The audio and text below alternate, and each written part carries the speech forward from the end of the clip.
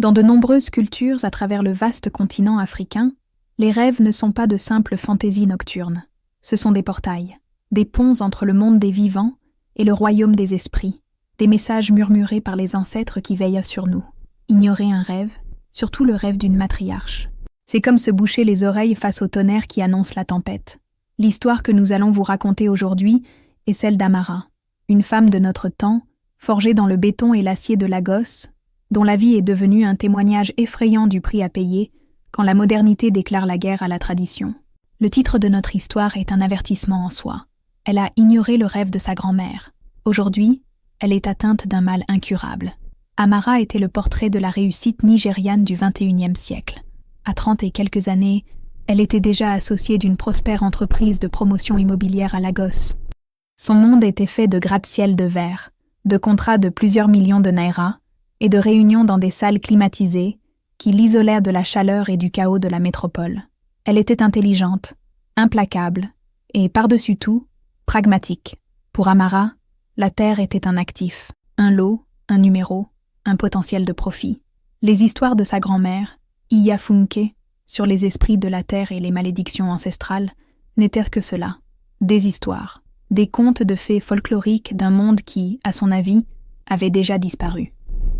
Iya Funke vivait à de nombreuses heures de distance de Lagos, dans un petit village au cœur de la terre Yoruba, un endroit où l'odeur de la terre rouge après la pluie était encore le parfum le plus précieux et où le rythme de la vie était dicté par le soleil et les saisons. C'était une femme dont les mains portèrent l'histoire de générations.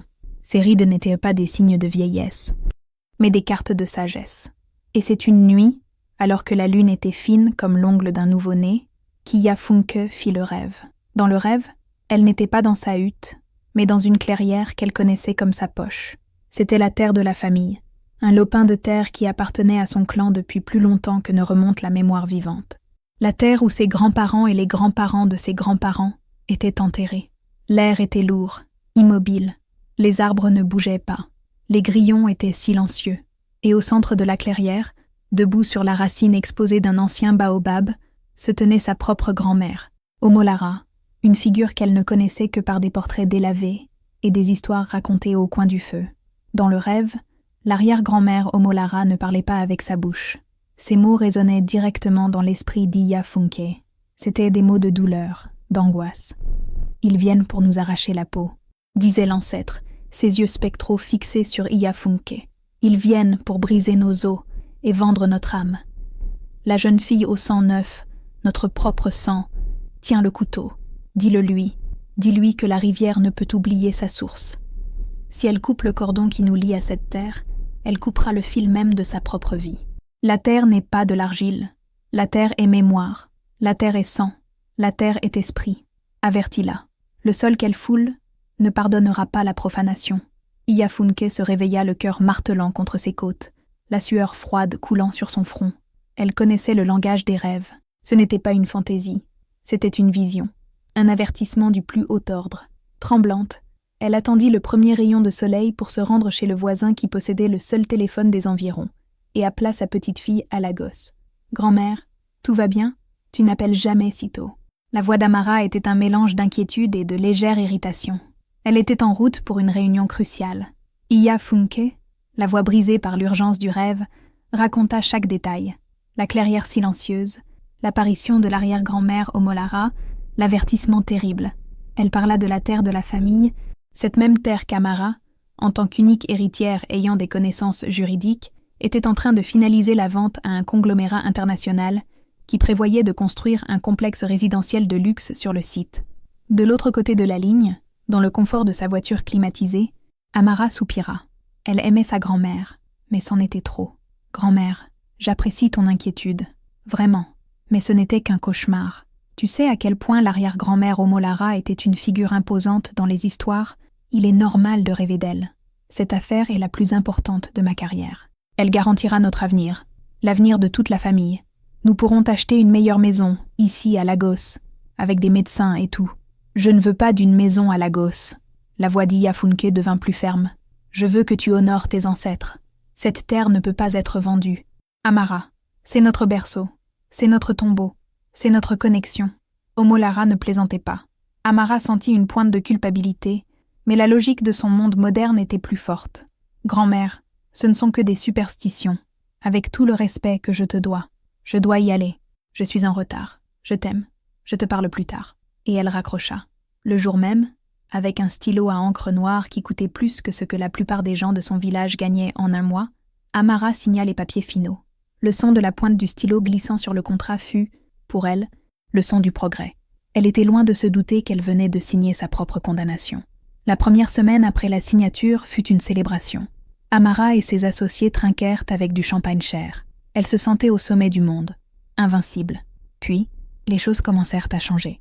Subtilement, au début. Cela commença par une fatigue qu'aucun café ni aucune nuit de sommeil ne parvenait à guérir. Une fatigue profonde, qui semblait venir de la moelle de ses os. Elle l'attribua au stress, au surmenage. Puis vint la pâleur.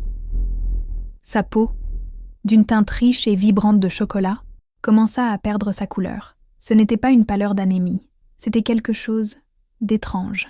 On aurait dit que sa vitalité s'écoulait de l'intérieur, laissant derrière elle une enveloppe grisâtre, terne. Ses amis le remarquèrent. « Amara, ça va ? On dirait que tu as vu un fantôme. » Elle riait, évitait le sujet, mais quand elle se regardait dans le miroir, la plaisanterie perdait de son sel. Les semaines se transformèrent en mois. La fatigue laissa place à une faiblesse débilitante. Des tâches simples comme monter un escalier la laissaient à bout de souffle. Et la maladie, cette étrange condition sans nom, commença à se manifester de manières encore plus bizarres. Des taches grisâtres, comme de la moisissure, commencèrent à apparaître sur sa peau. Elles ne faisaient pas mal, ne démangeaient pas. Elles étaient simplement là, s'étendant lentement, comme la carte d'une terre mourante. Commença le pèlerinage chez les médecins, les meilleurs de Lagos, des cliniques de pointe, des hôpitaux aux noms internationaux. Ils firent des dizaines d'analyses de sang. Aucun virus, aucune bactérie, aucune carence. Tomographie, IRM. Ses organes étaient, apparemment, parfaits. C'est un syndrome de fatigue chronique très atypique, dit un spécialiste. C'est peut-être psychosomatique, suggéra un autre, prescrivant des antidépresseurs qui n'eurent aucun effet. Désespérée, elle s'envola pour Londres, dans une clinique renommée de Harley Street. D'autres examens, des médecins aux sourcils froncés, des conférences sur son cas. Le verdict fut le même, mais prononcé avec un accent britannique. « Mademoiselle Amara, du point de vue de la médecine occidentale, il n'y a rien qui cloche chez vous. Vos examens sont impeccables, mais de toute évidence, nous voyons les symptômes. C'est un mystère médical. Un mystère. C'est ce qu'elle était devenue. Une curiosité médicale. Une maladie sans nom, et par conséquent, sans remède. Tandis que son corps se détériorait, son empire professionnel s'effondrait également. Elle n'avait plus d'énergie pour les réunions, pour les négociations. Son esprit, autrefois vif comme une lame de rasoir, était embrumé par la faiblesse. Ses associés, autrefois admiratifs, la regardèrent maintenant avec un mélange de pitié et d'impatience. L'argent qu'elle avait gagné avec la vente de la terre sacrée était dépensé dans une quête infructueuse de la santé qu'elle avait elle-même rejetée. Et puis, les cauchemars commencèrent. C'étaient des échos du rêve de sa grand-mère, mais maintenant ils étaient siens. Elle se voyait dans la même clairière, mais les arbres étaient morts, leurs branches comme des os tordus contre un ciel maladif. La terre sous ses pieds était une poussière grise, et l'arrière-grand-mère Omolara était là, mais son visage n'exprimait plus l'angoisse, mais une fureur froide et silencieuse. Elle ne disait rien. Elle pointait seulement un doigt accusateur vers Amara, et Amara regardait ses propres mains, et les voyait se désagréger en poussière, comme la terre sous ses pieds. Un jour, après s'être évanouie dans son luxueux appartement, Amara se traîna jusqu'au miroir. La femme qui la fixait était une étrangère, les yeux cernés, la peau une mosaïque de gris et de brun délavé, le corps fragile. L'arrogance s'était évanouie, la confiance s'était transformée en poussière. Il ne restait que la peur, une peur primale, viscérale, et au fond de cette peur, un souvenir. La voix de sa grand-mère au téléphone. « Cette terre ne peut pas être vendue, Amara. C'est notre berceau, c'est notre tombeau, c'est notre connexion. » Ce fut son moment de reddition. La science avait échoué, la logique avait échoué, l'argent avait échoué. Il ne restait qu'une chose, la seule chose qu'elle avait rejetée comme une superstition. Avec les dernières forces qui lui restaient, elle demanda à son chauffeur de la ramener à la maison. Pas à son appartement de Lagos, mais à la maison de sa grand-mère. Le voyage fut un flou de fièvre et de faiblesse. Quand la voiture s'arrêta enfin dans le petit village, L'air qui entra par la fenêtre était différent. Il avait l'odeur de la terre, de la vie, de la pluie à venir. Iya Funke attendait sur le pas de la porte, comme si elle savait qu'elle viendrait. Il n'y avait pas de « je te l'avais bien dit » dans ses yeux, seulement une douleur profonde, la douleur d'une mère qui voit son enfant souffrir. Elle ouvrit les bras, et Amara, la puissante femme d'affaires de Lagos, s'effondra dans ses bras, sanglotant comme une enfant perdue. Iya Funke ne perdit pas de temps. Elle savait que les hôpitaux des hommes blancs ne pouvaient guérir une blessure qui n'était pas de la chair, mais de l'esprit. Le lendemain matin, avec Amara appuyée sur elle, elles marchèrent lentement à travers le village jusqu'à une hutte modeste, mais qui émanait une aura de pouvoir et de respect. C'était la maison de Baba Awolowo, le Babalawo, le prêtre d'Ifa, le gardien de l'ancien oracle Yoruba. Le Babalawo était un vieil homme, mais ses yeux étaient intemporels. Ils contenaient la sagesse de millénaires. L'air à l'intérieur de la hutte était dense de l'odeur d'herbes séchées et d'encens. Il fit asseoir Amara sur une natte au sol. Sans poser de questions, il prit son oponifa, le plateau de divination sacré, le saupoudra d'une poudre jaune, et prit les 16 noix de palme sacrées, les ikines. Tandis que ses mains ridées lançaient les ikines et que ses lèvres bougeaient en chants anciens, l'atmosphère devint lourde de sens. Il ne lisait pas l'avenir. Il consultait le tissu même du destin, conversant avec les orishas, les divinités qui gouvernent l'univers. Finalement, il s'arrêta. Il regarda les marques dans la poudre du plateau, puis Amara. « L'Odu qui est tombé est Ire-Teogbe », dit-il, sa voix grave et résonnante. Il parle de manque de respect et des conséquences. Il parle d'une personne qui, par cupidité ou ignorance, tourne le dos à sa propre source, à ses racines. Ifa dit que tu as vendu ton héritage. Mais tu n'as pas vendu seulement de la terre, tu as vendu un autel. Ce lopin de terre est consacré à Onil, la maîtresse de la terre, l'esprit qui nous soutient. Et c'est le lieu de repos d'une ancêtre puissante, une protectrice de ta lignée. Amara, la tête basse, acquiesça. Les larmes coulaient silencieusement sur son visage. Le Babalawo continua. Ta maladie n'est pas dans ton sang, elle est dans ton âme. Tu as coupé le cordon ombilical spirituel qui te liait à la terre et à tes ancêtres. Et une branche coupée de l'arbre, que fait-elle? Elle sèche, elle meurt. Ce que tu vois sur ta peau n'est pas une maladie, c'est le reflet de la terre que tu as trahi. La terre se meurt sous le béton qu'il prévoit, et tu meurs avec elle. Le désespoir s'empara d'Amara. Y a-t-il un remède? Y a-t-il quelque chose que je puisse faire? La guérison n'est jamais simple quand l'offense est profonde, répondit le Babalawo. La guérison exige un sacrifice. Elle exige de l'humilité. Elle exige un retour. Tu dois d'abord défaire ce que tu as fait. L'argent doit être rendu. La terre doit être réclamée. Peu importe le coût. Ensuite, tu devras apaiser les esprits que tu as offensés. Un grand ébo, une offrande, sera nécessaire. Pour demander pardon à Onil et, surtout, à la gardienne de ta famille, Omolara. Une nouvelle force, née du désespoir et d'une lueur d'espoir, surgit en Amara. Elle retourna à Lagos. Ignorant sa faiblesse, elle convoqua ses avocats. La bataille pour récupérer la terre fut brutale. Elle impliqua de rompre des contrats, de payer des amendes astronomiques, d'affronter la fureur de ses associés et du conglomérat. Elle perdit presque tout l'argent qu'elle avait. On la traita de folle, d'instable. Mais elle s'en moquait. Pour la première fois depuis longtemps, elle n'agissait pas avec la logique du profit, mais avec la sagesse du cœur. Des mois plus tard, épuisée et financièrement ruinée, mais avec l'acte de propriété de la terre de nouveau entre ses mains, elle retourna au village. Elle n'était pas guérie, mais la progression de la maladie s'était arrêtée.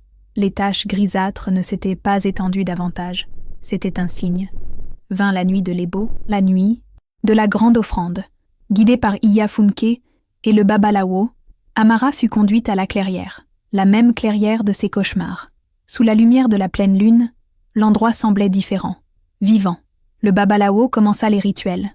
Il chanta des louanges à Onil, demandant que la terre entende le repentir de sa fille. L'Ebo contenait de nombreux éléments symboliques, de l'igname pour l'abondance, de l'huile de palme pour apaiser, du miel pour adoucir les esprits, un pigeon blanc pour la paix, mais l'ingrédient le plus important était celui d'Amara. Elle dut s'agenouiller sur la terre nue, cette même terre qu'elle avait vendue, et de ses propres mains, creuser un petit trou, et en creusant, elle devait parler. Non pas avec la voix de la femme d'affaires, mais avec la voix d'une petite fille, une fille de cette terre. « Mère terre », pleura-t-elle, ses larmes se mêlant au sol. « Je te demande pardon. J'ai été aveugle. J'ai échangé ton âme contre du papier, ta vie contre des chiffres. Puis elle s'adressa à son ancêtre. Arrière-grand-mère Omolara, j'ai ignoré l'avertissement. J'ai déshonoré ton héritage, déshonoré notre sang. J'étais perdue et je ne le savais pas. Je te demande, de tout mon esprit, d'accepter mon humilité. Accepte mon repentir. Je ne suis rien sans mes racines. Je ne suis rien sans toi. Elle déposa les offrandes dans le trou et le recouvrit de terre, ses mains souillées de terre et de rédemption.